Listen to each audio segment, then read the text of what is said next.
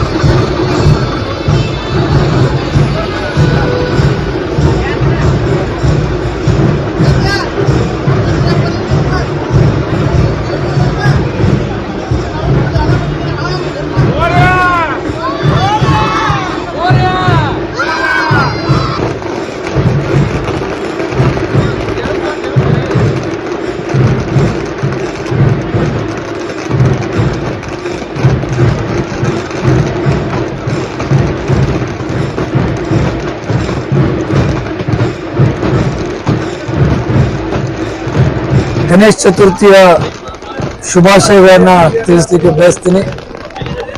ಪ್ರತಿ ವರ್ಷದಂತೆ ಈ ವರ್ಷನೂ ಕೂಡ ಮಹಾಗಣಪತಿ ಉತ್ಸವ ಸಮಿತಿ ವತಿಯಿಂದ ಜಮಖಂಡಿಯ ತಾಲೂಕಾ ಕ್ರೀಡಾಂಗಣದಲ್ಲಿ ಒಂದು ವಿಶೇಷವಾದಂಥ ಅರೇಂಜ್ಮೆಂಟ್ ಅನ್ನು ಮಾಡಲಾಗಿದೆ. ಕೇದಾರನಾಥ ಮಂದಿರವನ್ನು ಇಲ್ಲಿ ಸ್ಥಾಪನೆಯನ್ನು ಮಾಡಿ ಈ ಭಾಗದ ಜನರಿಗೆ ಗಣಪತಿ ಹಬ್ಬವನ್ನು ಒಂದು ವಿಶೇಷವಾದಂಥ ರೀತಿಯಲ್ಲಿ ಆಚರಣೆ ಮಾಡಲಿಕ್ಕೆ ಒಂದು ಅವಕಾಶವನ್ನ ಮಾಡಿಕೊಡಲಾಗಿದೆ. ಗಣಪತಿ ಹಬ್ಬ ನಮ್ಮೆಲ್ಲರಿಗೂ ಅತ್ಯಂತ ಸಂತೋಷ, ಸಡಗರ, ಸಂಭ್ರಮದಿಂದ ಆಚರಣೆ ಮಾಡುವಂಥ ಒಂದು ಹಬ್ಬ. ಗಣಪತಿಯಲ್ಲಿ ನಾನು ಈ ಸಂದರ್ಭದಲ್ಲಿ ನಾಡಿನ ಜನತೆಯ ಅವರ ಎಲ್ಲ ಸಮಸ್ಯೆಗಳನ್ನು ದೂರ ಮಾಡಿ ಅವರ ಒಂದು ಜೀವನದಲ್ಲಿ ಸುಖ, ಶಾಂತಿ, ನೆಮ್ಮದಿಯನ್ನ ತರುವಂತ ಹಬ್ಬ ಈ ಒಂದು ಗಣಪತಿ ಹಬ್ಬ ಆಗಲಿ ಅಂತ ಹೇಳಿ ನಾನು ಆಶಿಸ್ತೇನೆ. ಈ ಒಂದು ತಾಲೂಕಾ ಕ್ರೀಡಾಂಗಣದಲ್ಲಿ 11 ದಿವಸಗಳ ಕಾಲ ಗಣೇಶವನ್ನ ನಾವು ಇಲ್ಲಿಟ್ಟು ಪ್ರತಿ ದಿವಸ ಪೂಜೆ ಪುರಸ್ಕಾರವನ್ನು ಮಾಡುವಂತ ಕಾರ್ಯ ನಡೀತದೆ. 11ನೇ ದಿವಸ ವಿಸರ್ಜನೆ ಮಾಡುವಂತ ಒಂದು ದಿವಸ. ಹೀಗಾಗಿ ಈ ಒಂದು ಸಂದರ್ಭದಲ್ಲಿ ಮತ್ತೊಮ್ಮೆ ನಾನು ನಾಡಿನ ಜನತೆಗೆ ಗಣೇಶ ಚತುರ್ಥಿ ಶುಭಾಶಯಗಳನ್ನ ಹೇಳಲಿಕ್ಕೆ ಬಯಸ್ತೇನೆ. ಮಹಾಗಣಪತಿ ಉತ್ಸವ ಸಮಿತಿ ಏನು ಕಳೆದ 6 ವರ್ಷದಿಂದ ಏನು ನಾವು ಮಾಡ್ತಾ ಇದ್ದೀವಿ. ಈ ಗಣಪತಿ ಉತ್ಸವದಲ್ಲಿ ಕೇವಲ ಹಿಂದೂಗಳು ಅಷ್ಟೇ ಅಲ್ಲ, ಹಿಂದೂಗಳ ಜೊತೆ ಮುಸ್ಲಿಂ ಸಮಾಜದವರು ಕೂಡ ಈ ಒಂದು ಹಬ್ಬದಲ್ಲಿ ಪಾಲ್ಗೊಂಡು ಹಲವಾರು ಕಾರ್ಯಗಳನ್ನು ಮಾಡ್ತಾ ಬಂದಿದ್ದಾರೆ. ವಿಶೇಷವಾಗಿ ನೀವು ಕಳೆದ 5-6 ವರ್ಷವನ್ನ ನೀವು ಗಮನಿಸಿದ್ರೆ ಗಣಪತಿಯ ಒಂದು ದಿವಸದ ಮಹಾಪ್ರಸಾದವನ್ನ ಮುಸ್ಲಿಂ ಸಮುದಾಯದವರು ಮಾಡ್ತಾ ಬಂದಿರತಕ್ಕಂಥದ್ದು ಬಹಳ ವಿಶೇಷ.